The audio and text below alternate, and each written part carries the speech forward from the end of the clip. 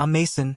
I'm 34 years old, and my brother hacked my laptop and transferred $20,000 out of what he thought was my savings account. When I found out, Dad snapped, "He's in debt. Don't be greedy, family helps family." I didn't call the police. I just smiled. Because that wasn't my personal savings, it was Dad's secret retirement fund he asked me to manage. Before I tell you about the moment his face turned ghost white, let me know where you guys are tuning in from in the comments. I read every single one of them. Now, to understand why I smiled instead of screaming, you have to understand the night it happened. It was a Tuesday in mid-April. Tax season. If you know, you know. I work as a financial analyst, but I do private accounting on the side, so April is basically a month where sleep is a suggestion, not a requirement. I was sitting in my home office, surrounded by stacks of receipts and 3 empty coffee mugs. The only light came from the glow of my dual monitors. It was 2:15 a.m. My eyes were burning, dry and gritty, like I'd been staring into a sandstorm. I was just about to shut down for the night when my phone buzzed on the desk.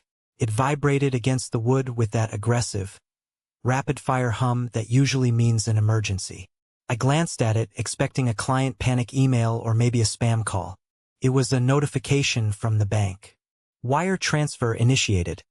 Minus $20,000.00. Recipient. Crypto_etc. I stared at the screen. My brain, sluggish from exhaustion, took a solid 10 seconds to process the numbers. $20,000. Gone. Just like that. I sat up straight, the fatigue vanishing instantly, replaced by a cold spike of adrenaline that shot right through my chest. I grabbed the mouse and logged into the banking portal. My fingers were trembling slightly, hitting the wrong keys, forcing me to retype my password. Come on, come on. The dashboard loaded. The balance on the account ending in 4490, the high-yield savings account, was 0. My first thought was identity theft. Some hacker in a basement halfway across the world had cracked my firewall. I immediately started the protocol. I'm good at this. It's my job to track money. I pulled up the access logs for my router and my personal server. I needed to see the IP address. I was ready to see a proxy server from Russia or China. But when the log popped up, I froze. The access didn't come from outside. It came from a device named Caleb's MacBook Pro. I stopped breathing. I literally stopped breathing. I stared at that name on the screen until the letters started to blur. Caleb, my younger brother. He had been staying at my parents' house for the last 3 months after his landlord kicked him out. My parents live about 20 minutes away. But here's the thing. I had given Caleb my Wi-Fi password 6 months ago when he came over for Thanksgiving. His laptop had auto-connected to my network. But he wasn't at my house. He was at Mom and Dad's. I dug deeper. I checked the remote desktop logs. Someone had used TeamViewer to access my desktop remotely. The connection originated from the IP address of my parents' house. The realization hit me like a physical punch to the gut. It wasn't a stranger. It was my brother. He had logged into my computer remotely, probably guessing my password because, stupidly, I used a variation of our childhood dog's name for my personal login and wired the money to a crypto exchange. He stole 20 grand. From me. The rage that followed wasn't hot. It was ice cold. It started in my stomach and spread to my fingertips. I didn't scream. I didn't throw the coffee mug. I just picked up my phone and dialed his number. It rang, and rang, and rang. Hello. His voice was groggy. Or maybe fake groggy. Caleb, I said. My voice sounded strange to my own ears. Calm, detached, mechanical. Did you enjoy the transfer? Silence. Dead silence on the other end. Then, a rustling sound, like he was sitting up in bed. What, Mason? What are you talking about? It's 2 a.m. The $20,000, Caleb. The wire transfer you just initiated from my computer via remote desktop. The one that went to a crypto exchange. I don't know what you're talking about, man. You're crazy. Maybe you got hacked. He was stammering. He's always been a terrible liar. The IP address is Mom and Dad's house, Caleb. The device is your MacBook. Don't lie to me. You stole $20,000. Look, Mason, chill out, okay? His tone shifted instantly from denial to defensiveness. That's Caleb's signature move. I didn't steal it. I borrowed it. I'm going to double it. I have a sure thing. This new coin, it's going to the moon, man. I was going to put it back before you even woke up. You transferred it to a crypto exchange? Are you insane? I stood up, pacing my small office. Transfer it back. Now. I can't, he whispered. What do you mean you can't? I already leveraged it. It's locked in a smart contract for 24 hours. But listen, Mason, trust me. By tomorrow night, it's going to be 40 grand. I'll give you 25 back. Seriously. I hung up. I couldn't listen to another word of his delusional gambling addict logic. I was about to dial 911. My finger was hovering over the keypad. This was grand larceny. This was a felony. This was prison time. Then my phone rang. It wasn't the police. It was Dad.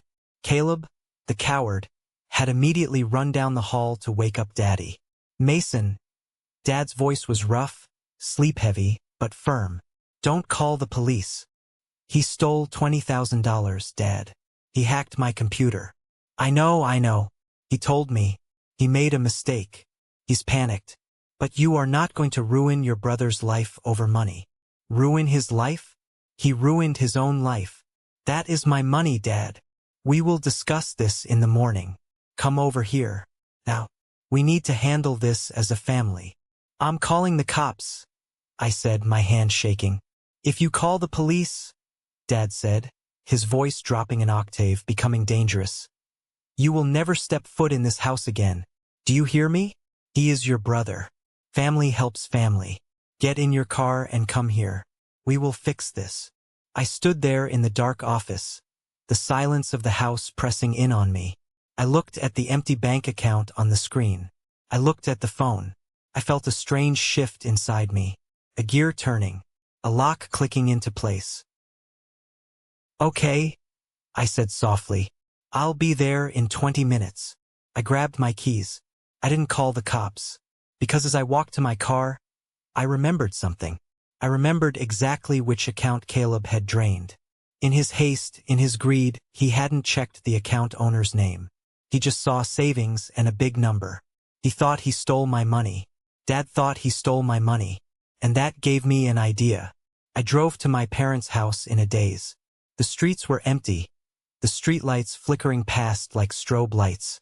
My grip on the steering wheel was so tight my knuckles were white. To understand why I didn't just turn the car around and drive to the precinct, you have to understand the dynamic in our family. And more importantly, you need to understand the history of that specific bank account.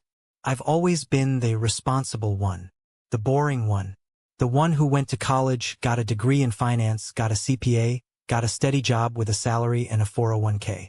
Caleb was the wild spirit. That's what Mom called him. He was the dreamer. He dropped out of college to start a dropshipping business. Failed. Then he tried to be a day trader. Failed. Then an influencer. Failed. Every time he crashed and burned, Dad was there with the fire extinguisher and a checkbook. But 2 years ago, the dynamic shifted. My parents' marriage has been rocky for a decade. They aren't divorced, but they live parallel lives. Mom spends her time at church and with her garden club. Dad spends his time at the golf course and investing. Dad had inherited a plot of land from his great-aunt in Texas. Mom didn't know about it. It was a weird, forgotten piece of scrubland that nobody thought was worth anything. Until an oil company decided they needed to run a pipeline through it. Dad sold it quietly. He netted about $150,000 after taxes. He didn't tell Mom. He definitely didn't tell Caleb. He called me. I remember the day clearly. He took me out to lunch at a steakhouse, something he rarely did. He ordered a scotch, looked me in the eye, and slid a check across the table. I need a favor, Mason, he said. I looked at the check. Dad, what is this? That's my retirement. My real retirement. Not the pittance your mother and I have in the joint account. He leaned in, lowering his voice. If your mother finds out about this, she'll want to renovate the kitchen. Or take a cruise. or give it to the church. If Caleb finds out, he shuddered, he'll beg for every cent until it's gone. So what do you want me to do? I want you to open an account. In your name. You manage it. Keep it safe. Grow it if you can, but mostly just keep it hidden. I'll give you 5% of whatever interest it earns as a management fee. But on paper, it's your money. If anyone asks, it's your savings. I was hesitant. Dad, hiding assets isn't exactly. It's not hiding assets, Mason, he interrupted, cutting into his steak. It's asset protection. I'm protecting our future.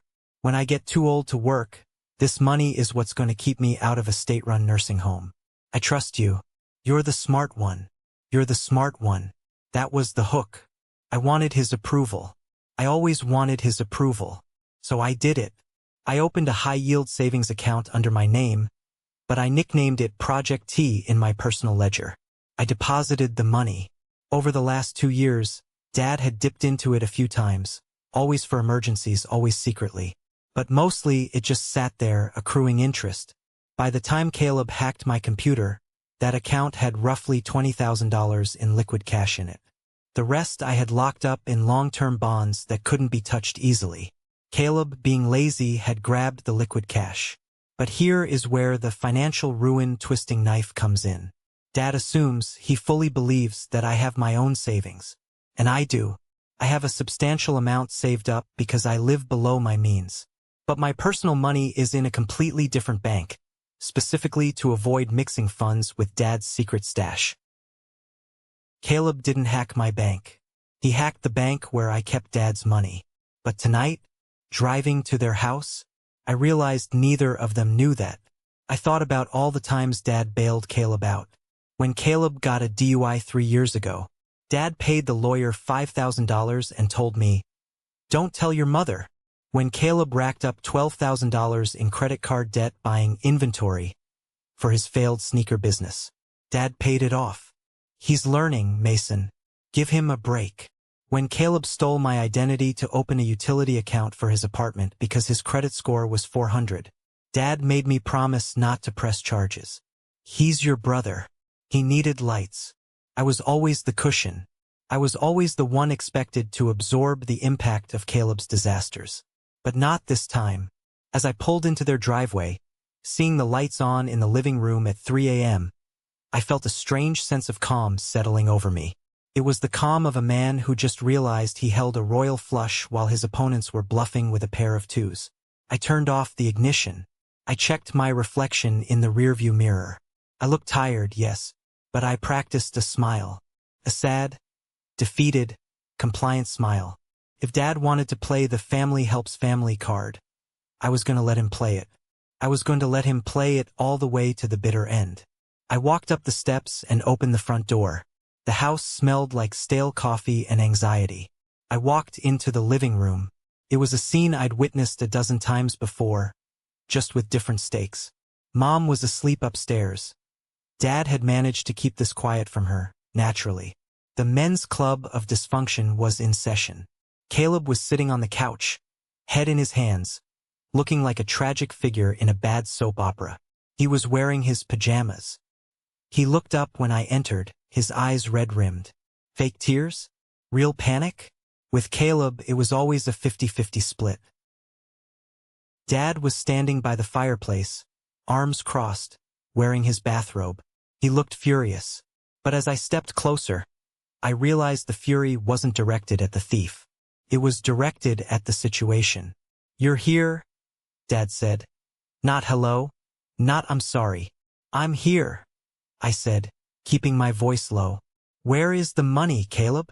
Caleb sniffled. "I told you, Maze. It's in the exchange. I can't move it for 24 hours. But the graph is going up. I swear, by tomorrow noon, I can pay you back and keep the profit." "You stole $20,000. I repeated, ignoring his crypto bro nonsense. "That is theft. That is prison." "Stop saying that," Dad snapped. He walked over and stood between me and Caleb, physically blocking me from my brother. "Nobody is going to prison. Keep your voice down, your mother is sleeping." "Dad," He hacked my computer, I said, putting just the right amount of incredulity in my voice. He used a RAT remote access tool. That takes planning. He didn't just stumble onto it. He's been spying on me. I wasn't spying, Caleb shouted. I installed it a while ago just in case I needed to borrow a file or something. I was desperate, Mason.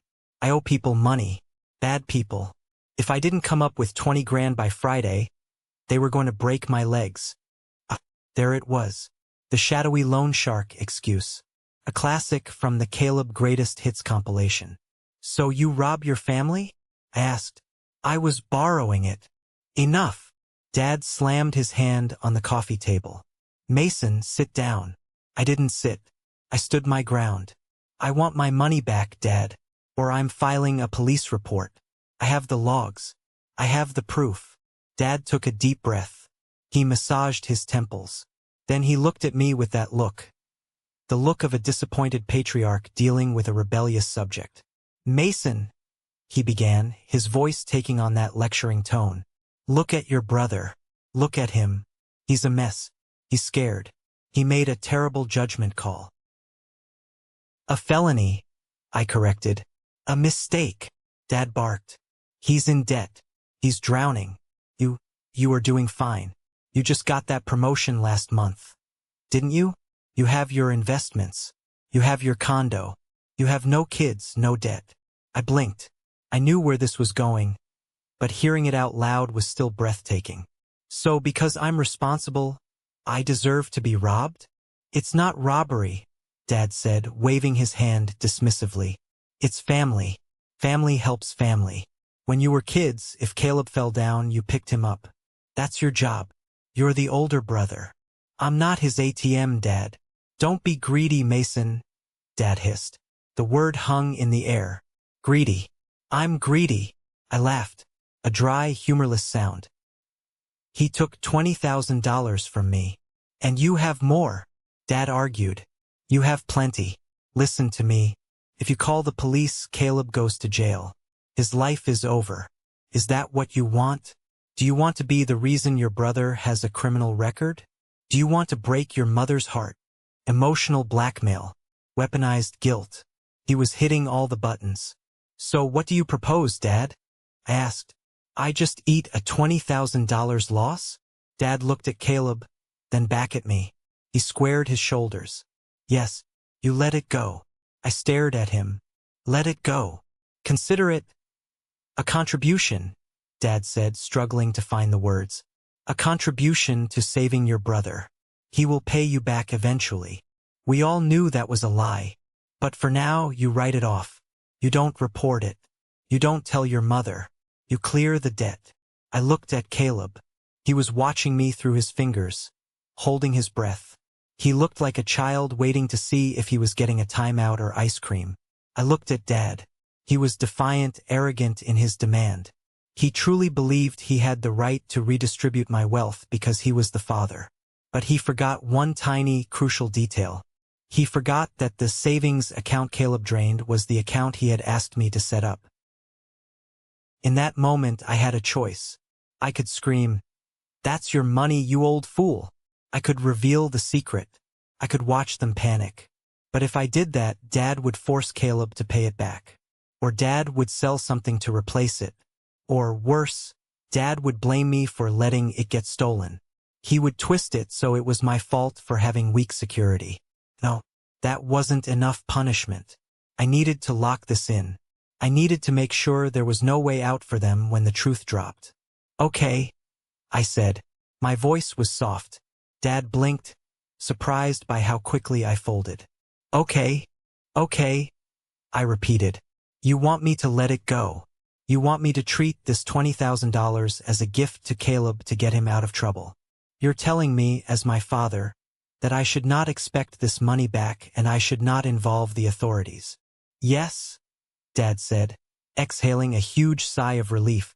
Exactly. That is the Christian thing to do. That is what a good brother does. And you promise, I said, looking Dad dead in the eye, that we never speak of this money again? That the debt is settled? I promise, Dad said. It's buried. Gone. Thanks, Maze, Caleb squeaked. Seriously, thank you. You won't regret this. I looked at my brother. I know I won't. I pulled out my phone. What are you doing?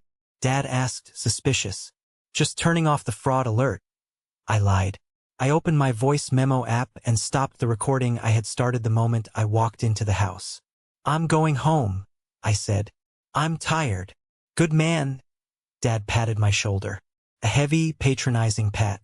I knew you'd do the right thing. I walked out of the house into the cool night air. I got in my car, drove around the corner and pulled over. I replayed the recording. Dad's voice was crystal clear. Don't be greedy. Consider it a contribution. You write it off. I smiled. A real smile this time. They wanted me to let it go. So I did. I let go of Dad's retirement fund. The next morning, the sun came up, but I didn't feel the usual hangover of sleep deprivation. I felt energized. I had work to do. I took the day off from my firm. I called in sick mental health day, which wasn't technically a lie. I had a very important meeting to arrange. I called Elena. Elena has been my friend since college. She's a contract lawyer, sharp as a tack and twice as dangerous. She's also the only person outside of my family who knew about Dad's secret fund because she helped me draft the original management agreement that Dad refused to sign because he didn't want a paper trail. We met at a coffee shop downtown, far away from where Dad or Caleb might spot us. Let me get this straight, Elena said, staring at me over her latte. Caleb stole 20 grand. Your dad thinks it's your money and told you to eat the loss. But it's actually your dad's money. And you agreed.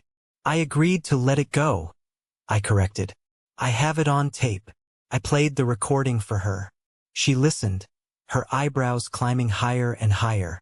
When it finished, she let out a low whistle. Mason, this is diabolical, she said, a grin spreading across her face. I love it, but you need to cover your ass.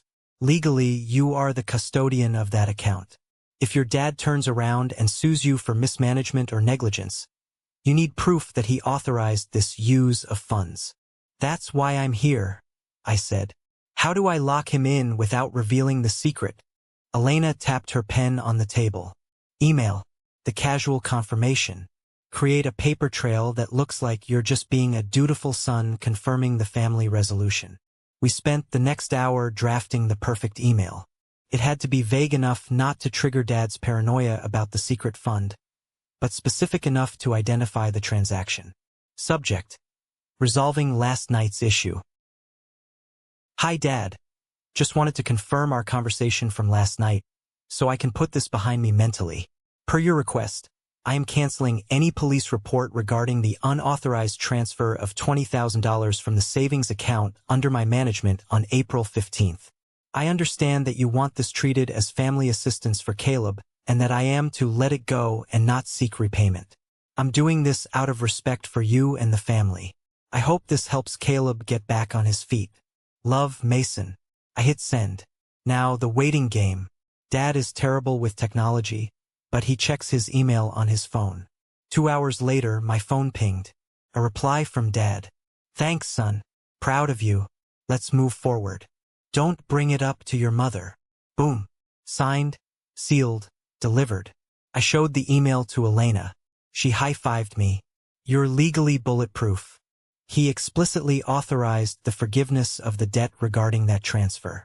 He thinks he's forgiving a debt to you, but the wording savings account under my management covers the secret fund.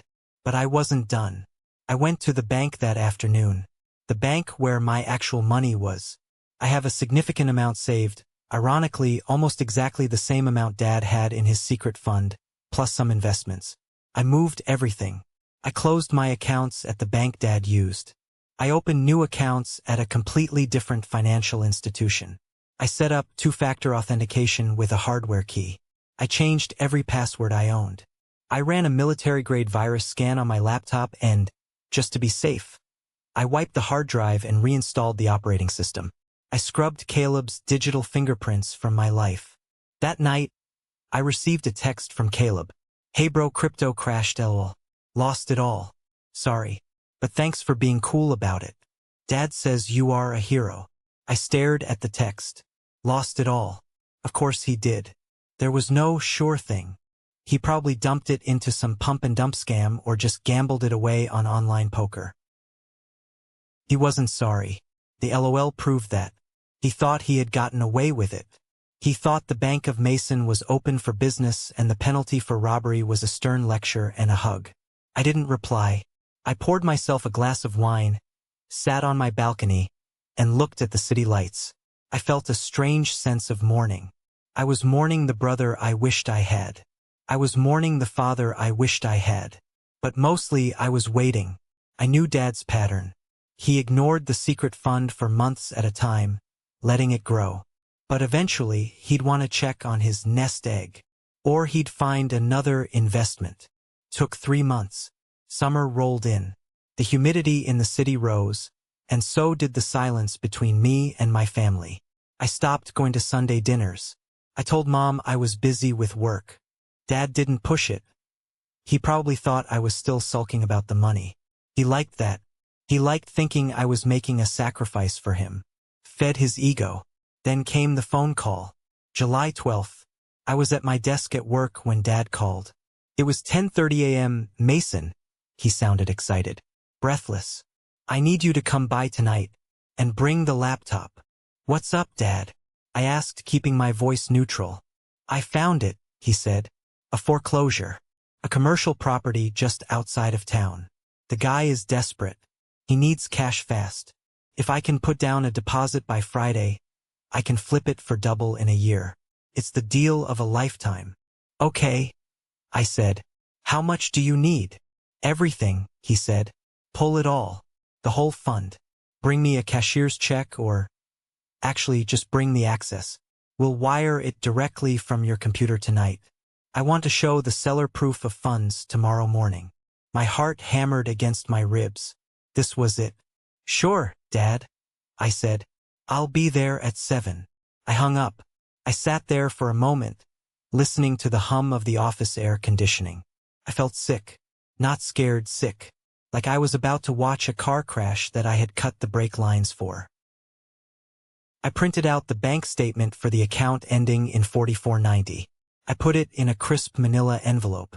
I put the envelope in my briefcase. I drove to my parents' house. The atmosphere was festive. Mom was out at her book club. Dad always timed these things when she was gone. Caleb was there, eating a pizza on the couch, looking relaxed. He'd clearly forgotten all about the incident in April. Why shouldn't he? He faced 0 consequences. Mason! Dad greeted me with a wide grin. He poured me a scotch. Celebration tonight, boys. This property is going to set us up. I'm thinking of finally retiring next year. He was spending the money in his head. He was already remodeling the kitchen, buying the boat. That sounds great, Dad, I said, taking the drink. I didn't sip it. All right, let's get to business. Dad rubbed his hands together. Open up the magic box. Let's see the total. With interest, we should be sitting pretty. I set my briefcase on the dining table. Caleb wandered over, chewing on a slice of pepperoni. Can I get a cut for finding the emotional support? He joked. I didn't smile. I opened the briefcase. I didn't take out my laptop. I took out the manila envelope. I didn't bring the computer, I said. But I brought the latest statement. Dad looked confused. Why? We need to transfer it. Read it first, I said, sliding the envelope across the mahogany table. Dad picked it up. He opened the flap. He pulled out the single sheet of paper. He adjusted his reading glasses. He stared at the paper. The silence that followed was heavy. It was thick. You could drown in it. Mason, Dad said, his voice trembling slightly. Is this a joke? No joke, I said. It says the balance is $42.18. Dad looked up, his eyes wide, confused. Where is the money? There should be over $20,000 in here. Where is the rest? Caleb stopped chewing. He looked at the paper, then at me. Where is my money, Mason? Dad's voice rose. Did you move it to a different fund?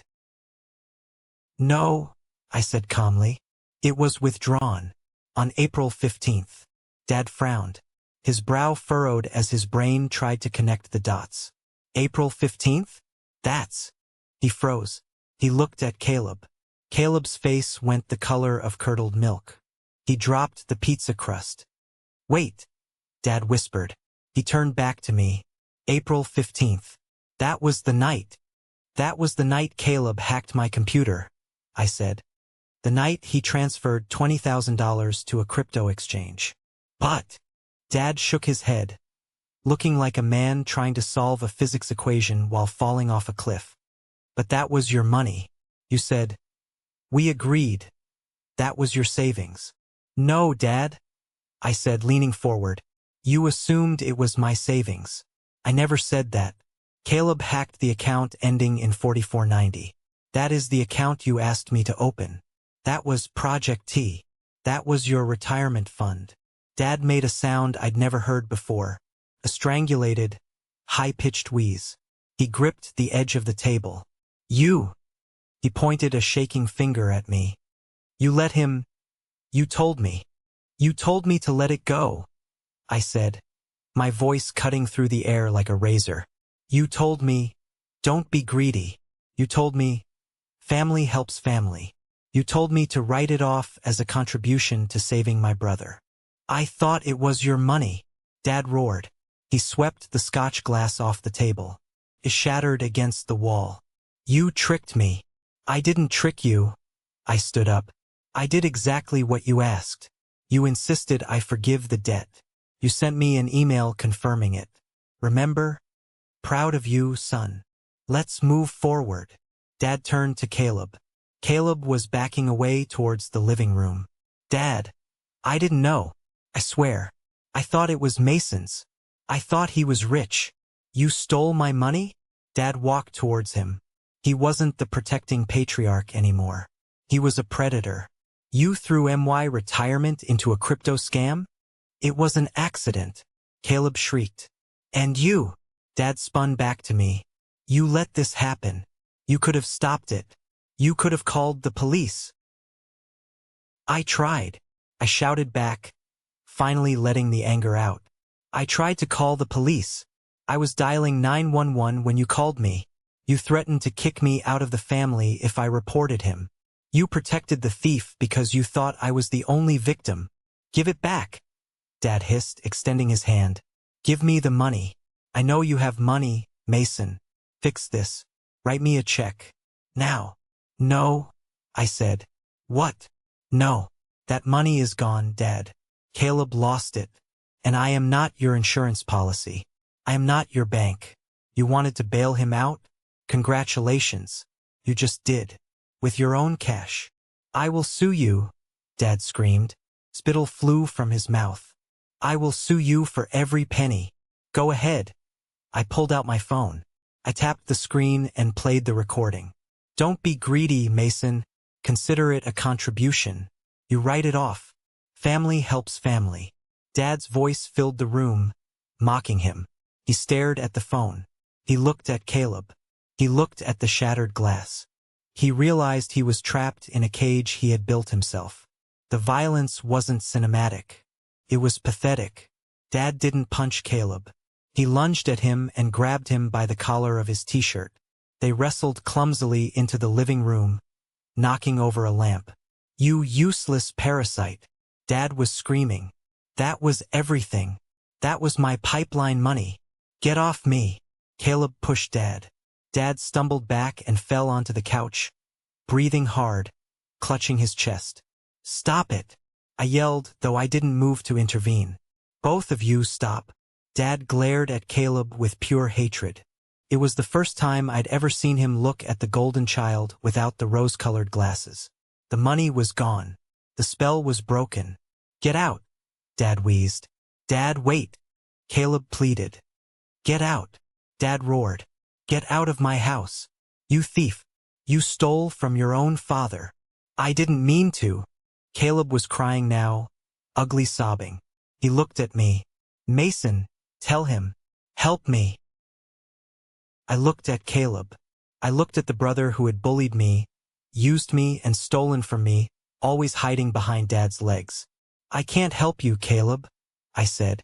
I'm just the greedy one, remember? Caleb ran out the front door. We heard his car start and peel out of the driveway. Silence returned to the room. Dad sat on the couch, head in his hands. He looked old. Suddenly incredibly old. Mason, he whispered. He didn't look up. Fix this, please. I know you have savings. You have to help me. If your mother finds out. Mom isn't going to find out from me, I said. But I'm not giving you a dime. Dad looked up. His eyes were wet. How can you be so cruel? I'm your father. And he's my brother. I pointed to the empty door. You taught me that family helps family. Well, you just helped him. You gave him $20,000. You should be proud. That was a very generous gift. It wasn't a gift. It was when it was my money, I said coldly. It only became a theft when it turned out to be yours. I picked up my briefcase. Where are you going? Dad asked, panic rising in his voice. I'm going home. I have work tomorrow. You can't leave me like this. What am I going to do? I don't know, Dad. Maybe you should have thought about that before you told a victim to shut up and take it. I walked to the door. Mason, Dad yelled. If you walk out that door, don't come back. I stopped. I turned around one last time. Dad, I said, you used that threat 3 months ago. It worked then. It doesn't work now. Because I've realized something. I don't need you. You need me. And you just lost me. I walked out. I closed the door gently behind me. I got in my car. My hands weren't shaking this time. I felt light. I felt like I had just dropped a heavy backpack I'd been carrying for 30 years. My phone started blowing up immediately. Texts from Dad. Calls from Caleb. Mason, please. You ungrateful brat. We can work this out. I didn't block them. Not yet. I wanted to see them panic. I wanted to watch the consequences unfold. I drove home, the city skyline glittering ahead of me. I thought about the $20,000. It was a lot of money, but as I merged onto the highway, I realized it was the best money I had ever spent. It was the price of my freedom. The silence of my new apartment was different from the silence in my old home office. It wasn't the heavy, suffocating silence of anxiety or the waiting game. It was the silence of peace. It has been exactly 14 months since I walked out of my parents' house, leaving a shattered scotch glass and a shattered family on the floor. 14 months of no contact. 14 months of blocking unknown numbers. 14 months of finally breathing oxygen that wasn't tainted by guilt. I was standing on my balcony, holding a cup of espresso, made with a machine that cost more than my first car, looking out over the skyline. It was a Saturday morning. The air was crisp. My phone buzzed on the patio table. I didn't flinch. I didn't feel that old spike of cortisol. I picked it up. It was a notification from my investment portfolio. My personal assets, the ones I had aggressively protected and moved to a new institution, were up 12% this quarter. I had just closed a deal at work that secured my promotion to senior analyst. My salary had nearly doubled. I had a girlfriend, Sarah, who knew the whole story and, unlike my family, actually respected my boundaries.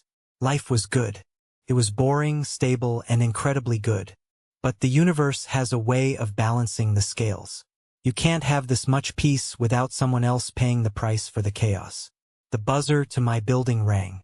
I frowned. I wasn't expecting anyone. I checked the video intercom. It was a woman. She was wearing a large sun hat and sunglasses, looking like she was trying to be incognito but failing miserably. It was Aunt Karen, Dad's sister, the family's official historian and unofficial stirring spoon. I debated not buzzing her in. I really did. But curiosity is a dangerous thing. And part of me, the part that had smiled when I drove away that night, wanted to know. I wanted the epilogue. Come up, I said into the intercom. 5 minutes later, Aunt Karen was sitting on my white leather sofa, looking around my apartment with a mixture of awe and judgment. She clutched her purse like it contained state secrets. You've done well for yourself, Mason, she said, her voice tight. Very well. Considering. Considering what, Aunt Karen? I asked, setting a coaster down for her water. I didn't offer her coffee. Coffee is for guests I want to stay. Considering you abandoned your family in their darkest hour, she snapped. There it was. The guilt trip. It arrived right on schedule like a commuter train. I sat in the armchair opposite her, crossing my legs. I didn't abandon anyone. I removed myself from a crime scene. There's a difference. How are they? Karen sighed. A long, dramatic exhale that rattled her jewelry. It's bad, Mason. It's catastrophic. She leaned in, her eyes wide with the thrill of gossip disguised as concern. Your father lost the house. I blinked. I expected bad news, but not that fast. The house? The one they've lived in for 30 years. Foreclosure. She whispered the word like it was a curse. After you left, after the incident with the money, your father spiraled. He was obsessed with that commercial property deal. He was convinced it was the only way to make back the money Caleb lost. He tried to leverage the house to get a hard money loan because he didn't have the cash deposit. I nodded slowly. That sounded exactly like Dad, doubling down on a bad hand. He got the loan, Karen continued. High interest, predatory stuff. He put everything into the deal.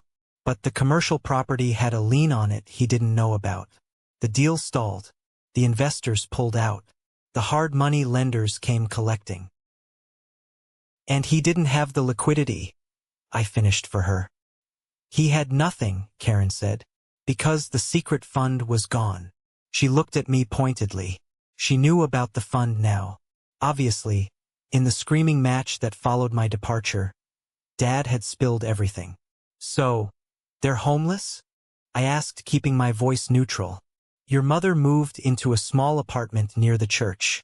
She's not doing well. She's humiliated. She had to resign from the garden club board. You know how much that meant to her. And Dad. He's living in a motel on Route 9. He's driving for a rideshare app. He says he's consulting, but we all know. I looked out the window. A year ago, Dad was bragging about retiring and buying a boat. He was sitting on a secret pile of cash that could have kept him comfortable for a decade if he had just been humble. If he had just accepted that the money was there for safety, not for gambling. And Caleb? I asked. The name tasted like ash in my mouth. Karen's face hardened. Caleb is unavailable. Jail? Not yet, she said. He left the state. There were some people looking for him. Not the bank. Bad people. He took your father's car, the one the bank hadn't repossessed yet, and just drove south. Last I heard, he was in Florida, waiting tables and dodging subpoenas. She paused, taking a sip of water.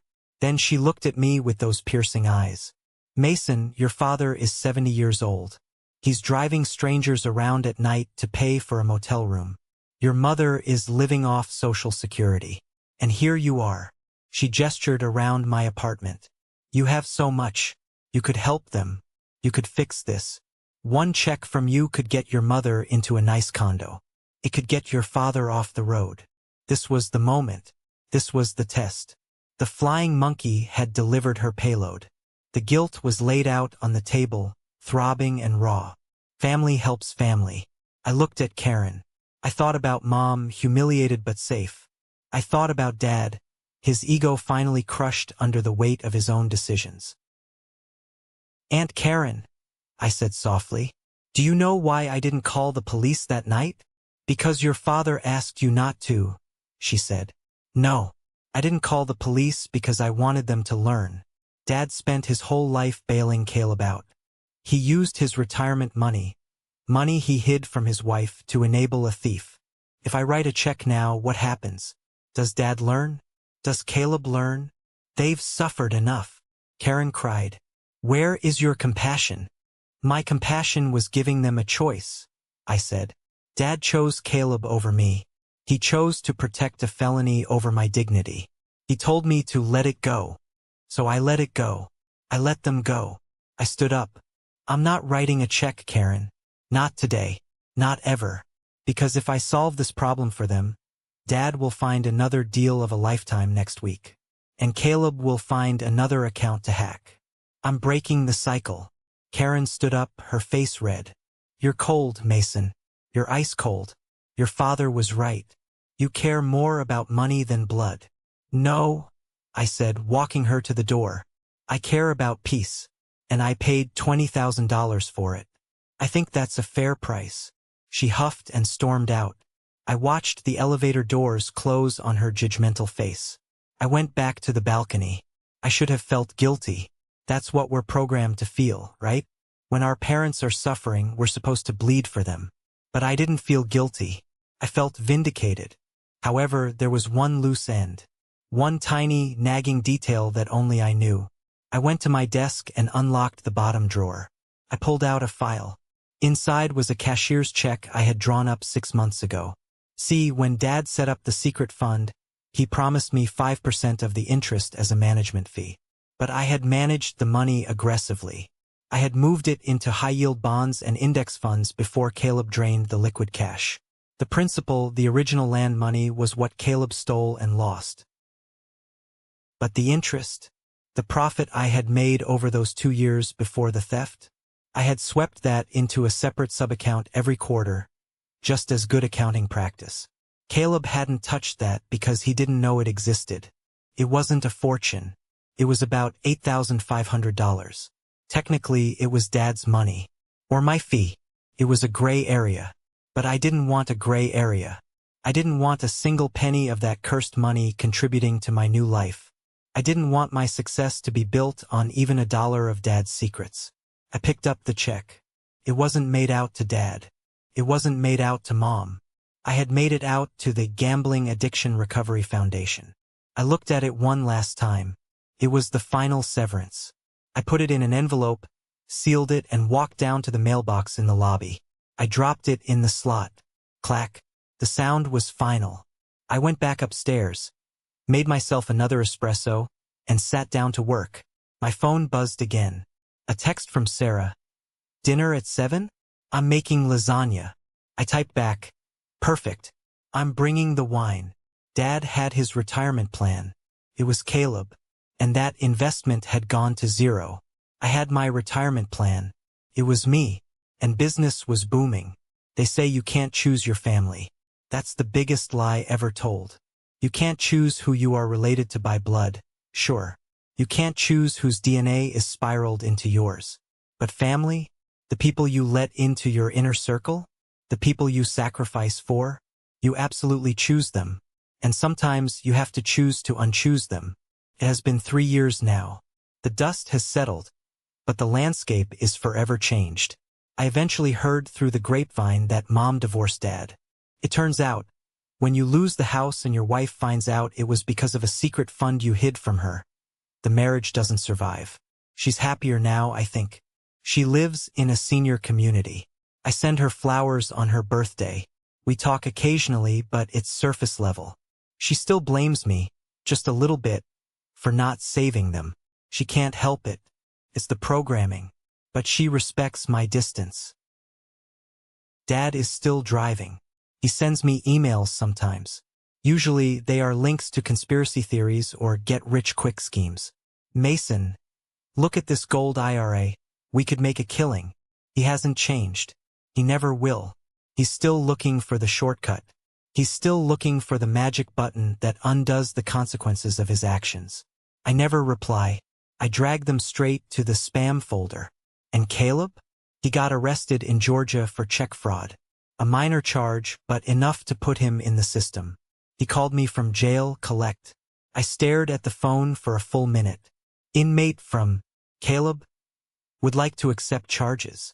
I pressed decline. That was the hardest moment. Harder than the night of the theft. Because that was the moment I accepted that I couldn't save him. Dad had spent 30 years trying to save him, and all it did was create a monster who thought the world owed him a living. If I answered that call, if I sent him bail money, I wouldn't be helping him. I would just be the new dad. I would be the new enabler. So I let it ring. I want to talk to you about the concept of greed. That night in the living room, Dad called me greedy. He said, "Don't be greedy, family helps family." He used that word like a weapon. He tried to make me feel shame for having money. He tried to make me feel like a villain for wanting to keep what I had earned. But let's look at what greed actually is. Greed isn't having savings. Greed isn't wanting justice when you're robbed. Greed is Caleb, feeling entitled to take $20,000 that wasn't his because he was too lazy to work for it. Greed is Dad, hiding money from his wife for years because he didn't want to share, and then demanding my money to fix his mistake. Greed is demanding that someone else set themselves on fire just to keep you warm for another hour. I realized that family helps family is often just a manipulation tactic used by the people who need the most help and offer the least. It's a one-way street. When they say family helps family, they mean you help me. They never mean I will respect you. I paid a high price for this lesson. I lost my father. I lost my brother. I lost the illusion of a happy childhood home. But I gained something much more valuable. I gained my sovereignty. I own my life now. Every dollar in my bank account is there because I worked for it and I protected it. Every relationship in my life is there because it's healthy and reciprocal. I don't have to look over my shoulder. I don't have to worry about late-night phone calls or missing money. People ask me if I regret smiling that night. If I regret tricking Dad into forgiving the debt before he knew it was his own money. I think about it sometimes. Was it petty? Maybe. Was it deceptive? Sure. But was it necessary? Absolutely. If I hadn't done that, if I had screamed and revealed the truth right then, Dad would have gaslit me. He would have guilt-tripped me into covering the loss. He would have drained me dry emotionally and financially to cover up his own lies. He would have dragged me down with the ship. By letting him think he was spending my money, I revealed his true character. I let him show me exactly who he was when he thought it cost him nothing.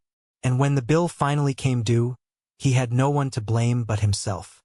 So here is my advice to you. Watch how people treat you when they think you have no power. Watch how they treat your resources when they think they are entitled to them. And if you ever find yourself sitting in a room where you are being told to set your boundaries on fire to save someone else's ego, don't scream, don't fight, just smile, lock the door, and let them face the one thing they are most afraid of: reality. Thank you for staying with me through this journey. It wasn't an easy story to tell, but I believe it's an important one.